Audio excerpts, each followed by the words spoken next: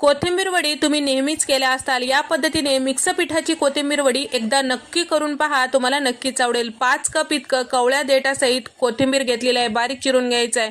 त्यानंतर हिरवी मिरची, आलं, लसूण, जिरे याचा ठेचा तयार करून घ्यायचा। अर्धा कप ज्वारीचं पीठ, अर्धा कप तांदळाचं पीठ, अर्धा कप कॉर्नफ्लॉवर, 1 कप बेसन पीठ आणि धने पावडर, चवीपुरतं मीठ, हळद आणि तयार करून घेतलेला ठेचा, लिंबाचा रस, थोडंसं पाणी टाकून आपल्याला हे पीठ छान असं तिमून घ्यायचं आहे। ओवा आणि तीळ टाकून घ्यायचं आहे। नेहमीच्या पिठापेक्षा थोडंसं पातळ ठेवायचं आहे, कारण यामध्ये मिक्स पिठं वापरलेली आहे।